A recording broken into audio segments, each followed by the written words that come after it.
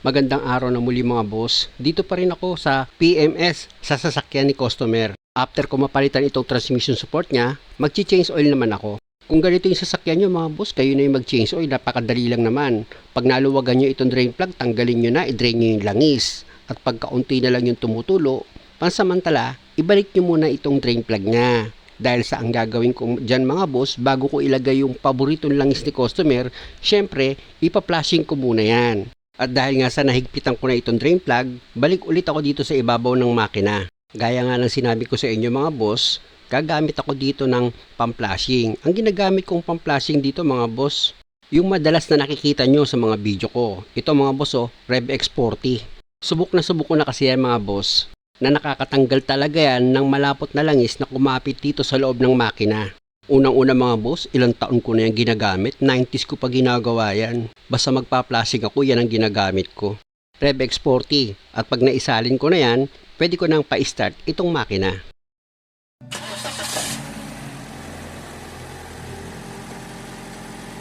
Tandaan nyo mga boss, pag pina-start nyo itong makina habang nagpa-flashing kayo, 5 minutes dapat na naka-start siya, na hindi nyo siya kailangang i-revolution. Dapat naka-steady lang itong makina nyo na naka-idle.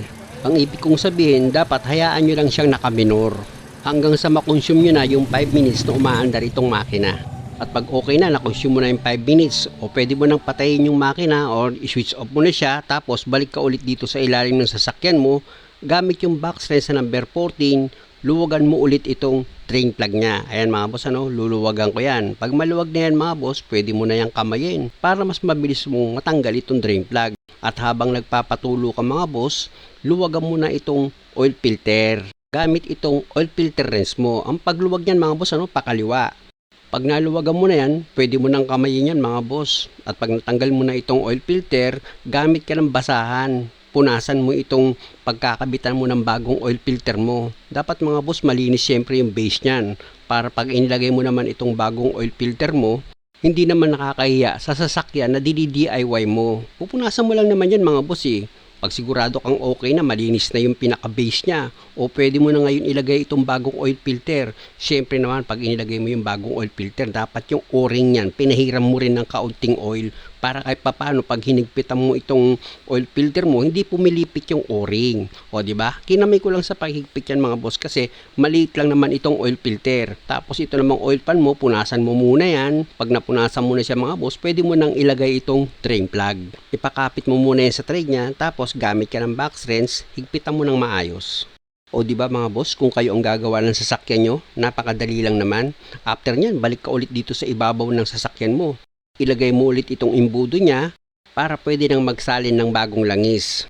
May nakaredy nga pala si customer na 1 gallon na langis. At gaya nga ng dati, recommended ko sa kanya itong langis mga boss. Blaze Racing yan. Unang-una, subok ko na rin yung langis na yan. Siya nga may sabi, nung ginamit niya, last year niya pa sinubukan yan Malamig daw sa makina at bukod doon, tahimik pa sa makina. Hindi siya makalansing. Ito namang sinasabi ko mga boss, ayon yan sa customer. Start ko muna itong makina.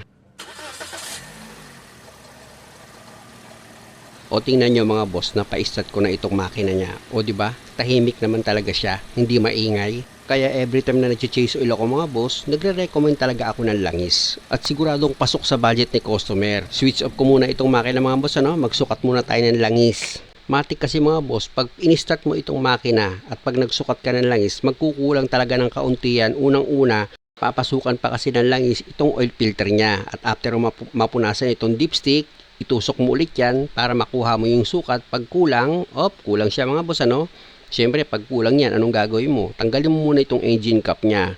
Tapos, magdagdag ka ngayon ng oil.